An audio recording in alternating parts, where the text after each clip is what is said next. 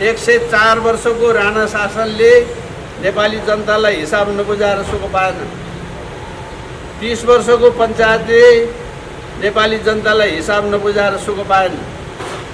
12 वर्षको बौद्धले व्यवस्थाले नेपाली जनतालाई हिसाब नबुझाएर सुख पाएन। यी को हुन् यी माओवादी भन्ने खुच्चाहरू जसले हिसाब नबुझाएर सुख पाउला? को यो ओली हिसाब नबुझाएर सुख पाउला? पाउँदैन। हिसाब बुझाउन तयार भएर बसिरहेको हुन्छ। हिसाब खोज्ने बहादुरहरू आउँछ। मैले तिरेको करको पैसाको हिसाब मैले पाउनु पर्दैन। बालुवाटारमा मात्रै बालुवाटारको प्रधानमन्त्री निवासको खर्च मात्रै 31 करोड भएछ। कस्तो मासु चिउरा खाएको होला? देशको प्रधानमन्त्री कहाँ भेट्न आउने उसका पार्टीको मान्छेको हुँदा ओली परिवारको, साके परिवारको जे जात थरको छ उसको जन्मदिनको केक लगाएर देशको ढुकुटीमा मन्तरी, त्यसमा महिनौसम्म 5 तारे 7 तारे होटेलमा बस्ने खर्च र यो मेडिकल खर्च गरिदिया कसले? एनसेलले गर्यो भन्छ, बिचराले गरे हो कि होइन हामीलाई थाहा छैन। थाहा पाउनु पऱ्यो नि। एनसेलले भन्नु पऱ्यो मैले गरिदिए आउनु खर्च भन्ने। होइन भने तैँले ढुकुटी फोरिस ढुकुटी चोरिस भनेर किन नभन्ने? यो मेयर भने के तत्त्व हो जो बिरामी हुँदाखेरि सोल्टीमा बसेर ऊ गर्नुपर्ने? त्यसको खर्च कसले? यो विद्या सुन्दरले बेहोर्ने हो कि काठमाडौँको नगरको जनताले बेहोर्ने? राजाको शासनमा समेत राजा सिंही अल इन अल भएको बेलामा समेत राजा बौलायो भने, राजा बिरामी भयो भने, राजा नसक्ने भयो भने त्यो राजालाई हटाउने विधि छ त्यहाँ। त्यसरी ढुकुटी फोर्न चोर्न पाइँदैन। बिरामी भएर देशको बर्बादी एउटा यस्तो छ। भइगयो तपाईँलाई धन्यवाद, घर बस्नुहोस् भन्न पनि पाइँदैन होइन। अब ढुकुटी फोरेर पनि हिसाब पाइँदैन भने अब घोक्राएर निकाल्नुदेखि बाहेक अर्को उपाय छैन। हो यो घोक्राउने अभियान पनि आफ्नो अफिसको ढोका छिर्न सक्दैन। भर्याङ उक्लिने र ओर्लिनु पर्दाखेरि दुईटा पुलिसले आर्मीले हात समातेर खुट्टा उचालिदिने र राखिदिने गर्नुपर्छ। स्टेरोइड औषधि खाएर हात्तीको जत्रो टाउको भएको छ। त्यस्तो मान्छेले चलाएको र गरेको भनिएको राज्यमा हामी आज जनता भएर बसेका छौँ। त्यहाँ राजा बिरामी हुँदाखेरि वीर अस्पतालमा बसेको हामीले देखेकै छौँ। समाजकोआवाज.com हाम्रो राष्ट्रिय शक्ति नेपालका विभागीय पदाधिकारी नेतागण, राष्ट्रिय शक्ति नेपालका केन्द्रीय अभियन्ता पदाधिकारी साथीहरू, हाम्रो आमन्त्रणलाई स्वीकार गरेर हामीसँग हाम्रा गतिविधिहरू थाहा पाउन, बुझ्न र छलफल गर्नलाई पाल्नुभएको हाम्रो आमन्त्रणलाई स्वीकार गरेर आउनुभएको नेपाली सेनाका पूर्वरथी कृष्ण थापाजी, सशस्त्र प्रहरीका एसएसपी बस्नेतजी र पूर्व राप्रपा नेपालका काठमाडौँ जिल्लाका अध्यक्ष प्रबल शमशेर राणाजी र आदरणीय पत्रकारहरू, अब मेरो चाहिँ नि यो मिसिएको कुरा हुने भयो। अहिले पत्रकारिताको मामलाको त आफ्नो ठाउँमा छँदैछ, म यसमा आउँछु। अब मौका परेको बेलामा मौकाको फाइदा लिने हिसाबले यो राप्रपा के अरे यो राष्ट्रिय शक्ति नेपालका विषयमा दुईवटा थप कुरा पनि म राख्न चाहन्छु। आजको दिन अहिले हामी यहाँ जसरी बसिरहेका छौँ, आजको दिन सङ्ख्यात्मक हिसाबले राप्रपा माफ गर्नुहोला, राष्ट्रिय शक्ति नेपालका मलाई यो राप्रपा भन्ने रोगै पसेको थियो क्या। जिन्दगीको धेरै वर्ष त्यसमा चाहिँ खर्च भएको हुनाले यो रोग पसेको छ, यो झिक्नु पर्ने छ। राष्ट्रिय शक्ति नेपाल को आजको दिन जस्तो अहिले हामीले दुईवटा जिल्लाको स्याङ्जा र चाहिँ नि तेह्रथुमको हामीले जिल्ला समितिको गठन भएको सूचना पनि यहाँहरूलाई दियौँ। स्याङ्जामा 3वटा नगरपालिका छ, वालिन, गल्याङ र कोतली बजार। 3टै नगरपालिकाका पूर्व अध्यक्षहरू र अहिलेको गल्याङको बालवाला नेपाली काङ्ग्रेसको अध्यक्ष नेपाली काङ्ग्रेसको अध्यक्ष मैले दोहोऱ्याएर भने यस कारणले कि यो संस्था कुनै पनि पार्टीगत संस्था होइन। यहाँ जुनसुकै पार्टीमा लागेका मान्छे भए पनि नेपालमा राज संस्थाको अपरिहार्यता छ।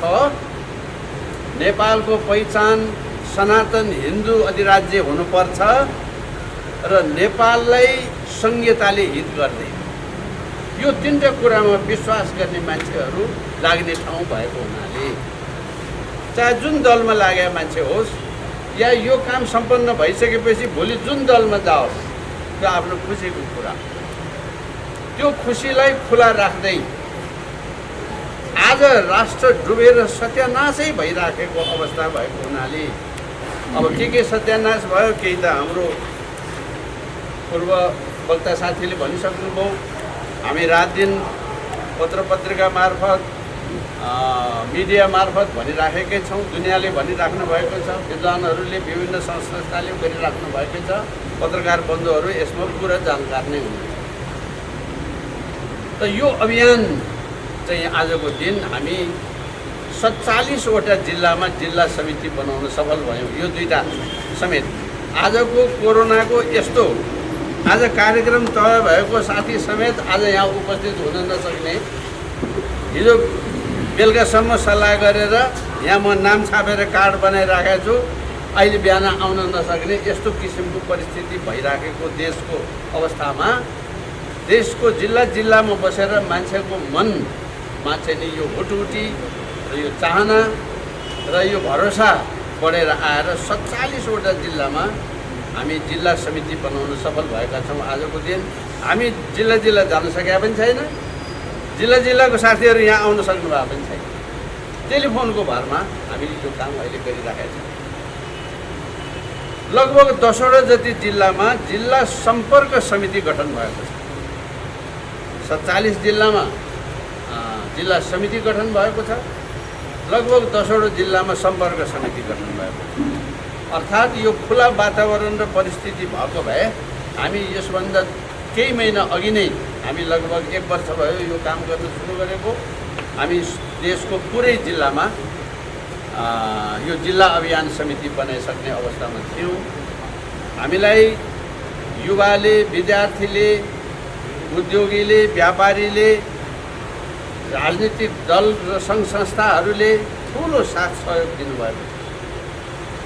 बोल्न नसकेको कुरा, भन्न नसकेको कुरा यिनीहरूले भनिदिए राम्रो भयो, हामी पनि छौँ यसमा भनेर हामीलाई साथ दिइरहनु भएको छ। सकेको खल्तीको 2-4 पैसा दिइराख्नु भएको छ। यो संस्थाको अर्को विशेषता के छ भने यसमा आर्थिक पारदर्शिता छ। यो कहाँबाट चलेको छ, कसको पैसाले चलेको छ, कति पैसा मासिक खर्च हुन्छ र त्यो पैसा कसले दिन्छ, यो कुरा खुला रूपमा हेर्न र जान्न पाइन्छ। नेपालको राजनीति र नेपालको पार्टीहरूको बदनामको मूल कारण नै यही।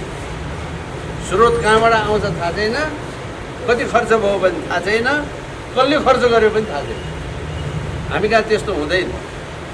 केन्द्रीय अभियन्ताहरूले महिनाको 1000 रुपियाँ दिन्छन्, अरू सहयोग बेला बखतमा सहयोग दिने मान्छेहरूले सहयोग दिन्छन्।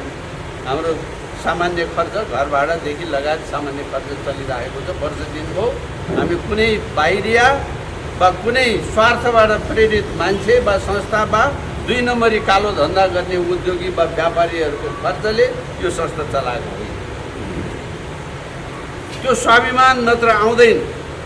त्यो अर्काको खर्चमा हिँड्ने मान्छेको स्वाभिमान हुँदैन।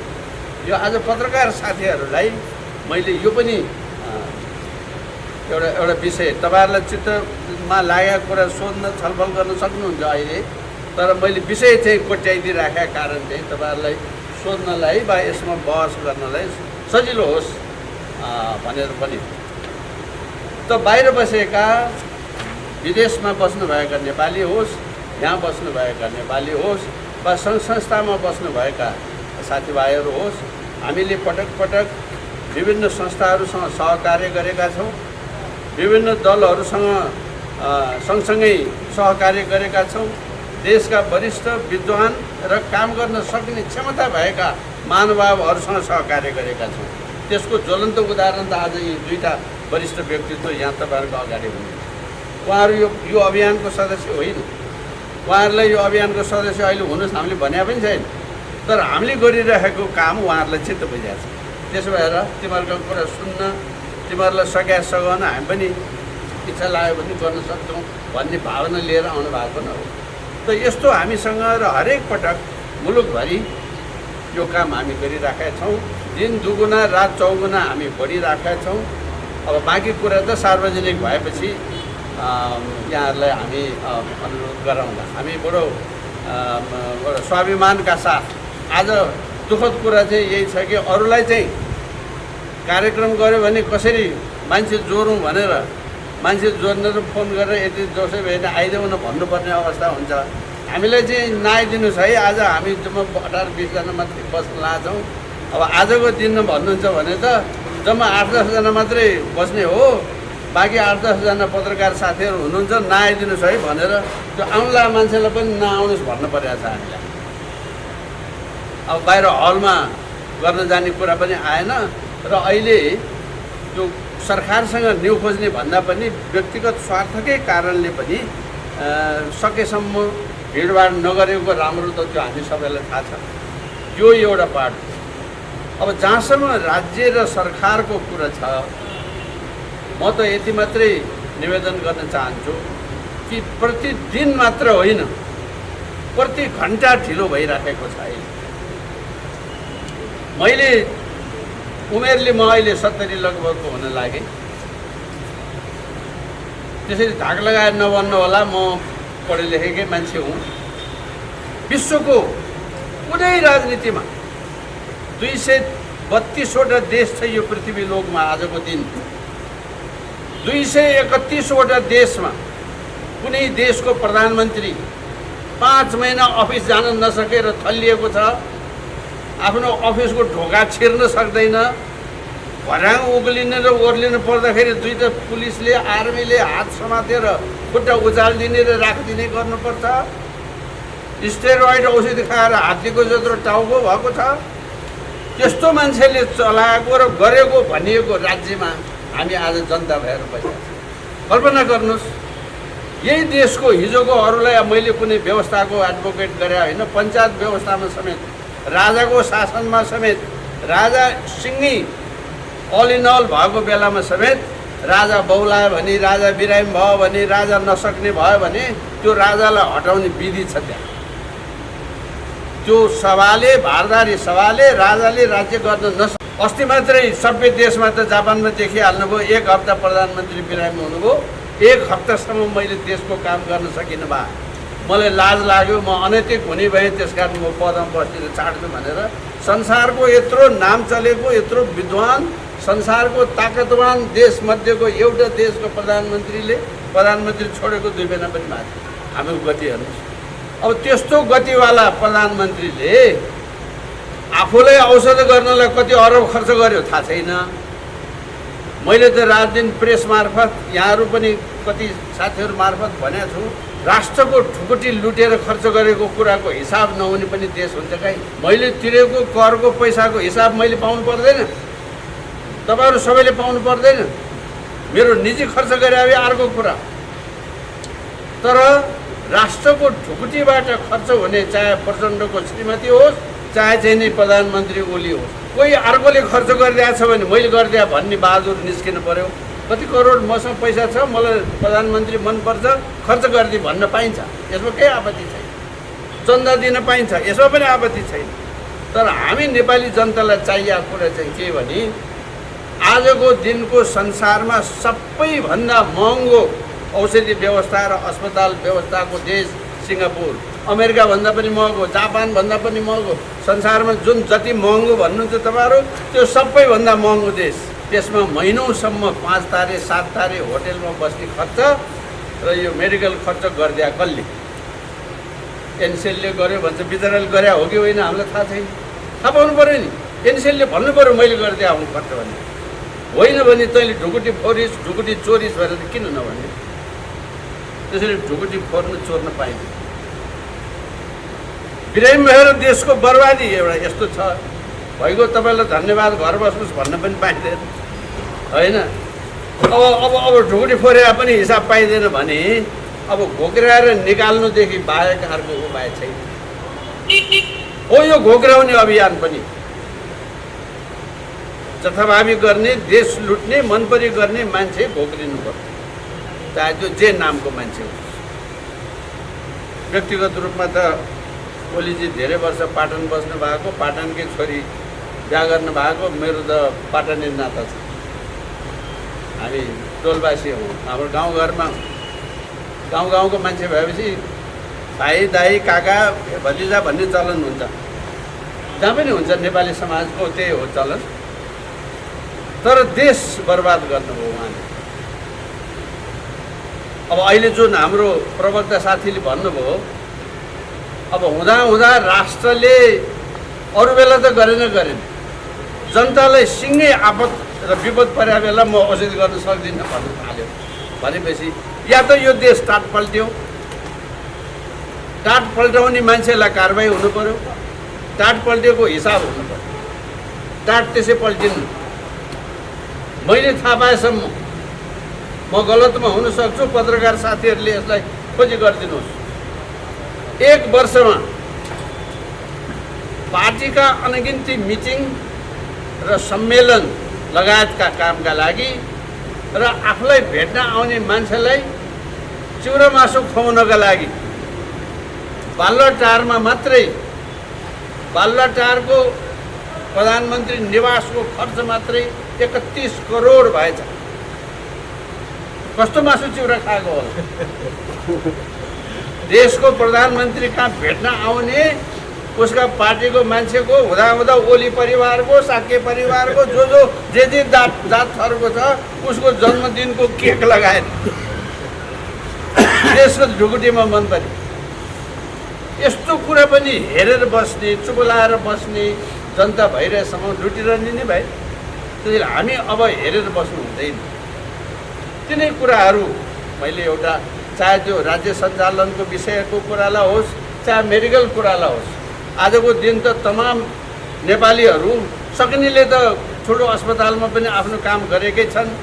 5 तारे होटेलमा बसेर यो मेयर भने के तत्त्व हो जो बिरामी हुँदाखेरि सोल्टीमा बसेर गर्नुपर्ने, त्यसको खर्च कसले, यो विद्या सुन्दरले बेहोर्ने हो कि काठमाडौँको नगरको जनताले बेहोर्ने? काठमाडौँको नगरको जनताले बेहोर्या हो भने त्यो जनतालाई हिसाब चाहियो, अथवा एउटा स्तर हुनु पर्यो। को बिरामी भयो भने कस्तो ठाउँमा बस्ने हो भने, यहाँ राजा बिरामी हुँदाखेरि वीर अस्पतालमा बसेको हामीले देखेकै छौँ। तर यिनको हालत चाहिँ नि मेयर बिरामी हुँदाखेरि सोल्टीमा गएर बसिजानु पर्ने। यस्तो मनपरी गर्न पाइँदैन। यो तिर्न पर्छ। तिराउने ताकतको मान्छे आउनु पर्यो। अबको परिवर्तन भनेको रामे गयो श्यामे आयो, श्यामे गयो कृष्ण आयो वाला कुरा होइन। देश लुटेर टाट पल्टाइसकेका छन्, त्यो सबै तिराउनु पर्छ। यिनका घर जथाबाट उठाउनु पर्छ, लुकाएर राखेर खोतल्नु पर्छ। संसारमा मरेर पनि सुख पाइँदैन यस्तो कुरामा। मैले सार्वजनिक रूपमा भन्ने गरेको छु, 104 वर्षको राणा शासनले नेपाली जनतालाई हिसाब नबुझाएर सुख पाएन। 30 वर्षको पञ्चायतले नेपाली जनतालाई हिसाब नबुझाएर सुख पाएन। 12 वर्षको बहुदलीय व्यवस्थाले नेपाली जनतालाई हिसाब नबुझाएर सुख पाएन। यी को हुन्? यी माओवादी भन्ने खुच्चाहरू जसले हिसाब नबुझाएर सुख पाउला। को यो ओली हिसाब नबुझाएर सुख पाउला? पाउँदैन। हिसाब बुझाउन तयार भएर बसिरहेको हुन्छ। हिसाब खोज्ने बहादुरहरू आउँछन्। यो राष्ट्रिय शक्ति नेपाल हिसाब बुझाउने बहादुर जन्माउने संस्था हो। यसरी बुझ्नु पर्यो। आफू पनि पारदर्शी हुनु पर्यो, पारदर्शी बनाउने काम पनि गर्नु पर्यो। ती सबै कुराहरूलाई राखेर अब यहाँहरूलाई प्रश्न सोध्नलाई सजिलो होस्, नभए पछि पनि गर्न सजिलो होस् भनेर मैले यो कुरा पट्याइदिया हुँ। चाहे त्यो उद्योग क्षेत्रमा होस्, चाहे शिक्षा क्षेत्रमा होस्, चाहे स्वास्थ्य क्षेत्रमा होस्, चाहे कुनै पनि क्षेत्र, यो चाहिँमा राम्रो भयो भन्ने कुरो केही भएन। अलिकति एउटा सन्तुष्टि लिने ठाउँ हुन्छ। त्यस भएको हुनाले हामीले एउटा टिपोट चाहिँ नि पत्रकार सम्मेलन मार्फत जारी गर्ने। बाँकी अरू कुरा चाहिँ त अब पत्रकार साथीहरूको मनमा लागेका कुराहरू सोध्नु होला भनेर रिपोर्ट बनाएको छु। पहिले म पत्रकार साथीहरूलाई यो बाँडौँ। कलमाई शुभकामना व्यक्त गर्दै म यो प्रेस वक्तव्य पढेर सुनाउँछु अनि त्यस पछाडि त्यही अनुसारको कार्यक्रम अगाडि बढाउँदा। पत्रकार मित्र, राष्ट्रिय शक्ति नेपालको प्रेस वक्तव्य। 1. सबभन्दा पहिले म 2077 सालको विजयादशमीको उपलक्ष्यमा सबै नेपाली बन्धुहरूलाई शुभकामना व्यक्त गर्न चाहन्छु। नेपालीको जीवन सुखमय होस्, दुःख सन्तापको समयमा साहस र अठोटका साथ अघि बढ्न दुर्गा भवानीले आशीर्वाद दियोस् भन्ने प्रार्थना पनि गर्न चाहन्छु। 2. तर देशको अवस्था निकै जटिल मोडमा पुगेको सर्वविदितै छ। नेपाली जनताको जीवन रोग भोग र भोगमा डुबेको यस समयमा पनि जिम्मेवार भनिएका राजनीतिक दलका नेताहरू सत्ताकै झगडामा व्यस्त छन्। देशमा अस्वाभाविक सङ्कट आएका बखत जनतालाई सुरक्षित तरिकाले बाँच्न सक्ने मिलाइदिने दायित्व यो देशको सरकारको। नेपालको 2/3 सरकार आन्तरिक झगडा लुट खसोटमा स्वयं फसेको कुरा जगतले जाने बुझेका छन्। राष्ट्रका जनतालाई बचाउने 2वटा आधार हुन्छन्। पहिलो आधार राज्य र दोस्रो आधार त्यो राज्यका जनताले मान्ने धर्म। यी दुवै आधारहरू स्वयं नेपालका राजनीतिक दलका नेताहरूले भत्काइदिइसकेका छन्। कोरोना भाइरसको बहानामा यो सरकारले हाम्रा रीतिथिति र धर्महरूमाथि मजाक गरेको स्पष्ट रूपमा देख्न बुझ्न सकिन्छ। राष्ट्रमा कुनै प्रकारको सङ्कट आइलाग्दा देवी देवताहरूको पूजाआजा गरेर सङ्कट मोचन गर्ने हाम्रो सयौँ वर्षदेखिका परम्परालाई यो सरकारले धान्न सकेन। मच्छेन्द्रनाथको रथयात्रा पश्चात राष्ट्र प्रमुख सहभागी हुने कार्यक्रमलाई यो राज्यले आफै अग्रसर हुँदै रथयात्रामा सहभागी नेवार समुदायमाथि बर्बरतापूर्ण तरिकाले दमन गर्दै मच्छेन्द्रनाथको रथयात्रा र जात्रा रोक्ने क्रममा यो सरकार स्वयं संलग्न भएको देख्दा हामी लज्जित भएका थियौँ। विजयादशमीको समयमा मठ मन्दिर जाने, पूजापाठ गर्ने, नेपाली जनताको सदियौँदेखिको धार्मिक आस्था र परम्परालाई निरन्तरता दिनका लागि राज्यले स्वयं त्यसको प्रबन्ध मिलाउनु पर्नेमा यो सरकारले व्यवस्था गर्यो र देवी देवताका बन्द गरिएका ढोका खोल्ने काम गरेन। यसप्रति राष्ट्रिय शक्ति नेपाल खेद प्रकट गर्दछ। राजनीतिक दल र नेताहरूले यस देश र नेपाली जनताका विरुद्ध गरेका तमाम अपराधका बारेमा समीक्षा गर्ने र हाम्रो राष्ट्र अनुकूल राजनीतिक मार्गको खोजी गर्ने समय निकै नजिक आएको छ। राष्ट्रिय शक्ति नेपाल अध्यक्ष केशरबहादुर विष्ट, मिति 2077 साल कार्तिक 4 गते मङ्गलबार। साथीहरू, यसमा मैले एउटा सानो थप एक्सप्लेन गर्नुपर्ने कुरा के छ भने हामीले यो धार्मिक कुरा त उठायौँ, तर यो धार्मिक कुरामा अहिले जे खलबली जो भइराखेको छ, यो कम्युनिस्ट सरकारले धर्मनिरपेक्ष भनिएको यो देशको पहिचान मेट्न खोजेको अन्तर्राष्ट्रिय समूह गरेको सुनियोजित षड्यन्त्र हो। आज अरू धर्मका ढोका कहीँ बन्द भएको छैन। हिन्दुत्वसँग सम्बन्धित ढोकाहरू मात्रै बन्द भएको यो वर्ष नगरौँ। त्यो देवताको दर्शन गर्ने क्रम सामाजिक दूरी कायम गरेर गर्न सकिन्छ। तब न सरकार चाहियो। सरकार चाहिएको कारण त्यसो भएर हो नि, रथ तान्ने काम बन्दोबस्त अनुसार गर्न सकिन्छ नि, तब त सरकार चाहियो। त्यो सरकार किन चाहियो? भिडले राज्य गर्ने, मनपरीले राज्य गर्ने, पशुपतिको दर्शन गर्ने क्रम पनि यत्रो पुलिस 24 घन्टा, त्यो त पशुपति भने त हाम्रो सम्पत्ति हो। त्यहाँ चाहिँ नि अब कत्रा राष्ट्राध्यक्षहरू आएर दर्शन गर्ने ठाउँमा त्यो मान्छेको लाइन मिलाउने र दर्शन गर्नेको तब न सरकार चाहियो। त्यति पनि गर्न नसकिने कोरोना लाग्यो हुनाले ढोका बन्द भने अब योभन्दा बेइमान कुरा र योभन्दा नालायक कुराहरू के हुन्छ? दर्शन गर्नलाई अब त्यसो गर्नलाई संसारका चर्चहरू रोकिएका छन्। संसारभरि लागेको छ नि कोरोना त, नेपालमा मात्रै त होइन। संसारभरिका मस्जिदहरू रोकिएका छन्, काहीँमै छैन। त एउटै हिन्दू देश यसैलाई थिच्ने हो, यसैलाई मार्ने हो, यसैलाई सिद्ध हो। त्यसो भएको हुनाले यो षड्यन्त्र हो। बिस्तारै थाहै नपाइकन जस्तो हामीहरूको मसेन्द्रको रस ढल्यो भने चाहिँ नि अनिष्ट हुन्छ, एउटा भनौँ न, मान्छेलाई त्यो विश्वास छ अनिष्ट हुन्छ भने। रस ढल्यो के पनि भएन भाइ। भीमसेनलाई पसिना आयो भने अनिष्ट हुन्छ, पसिना आयो के पनि भएन भाइ। अब केही पनि भएन वाला। अब हुँदा हुँदा यो चाहिँ नि यो चाहिँ के भन्छ, पूजा गर्ने विधि विधानै फेरिदिने। हनुमान ढोकामा यस्तो हुने चलन थियो, अब यो वर्ष नगर्ने त अनौठाको कुरा भयो।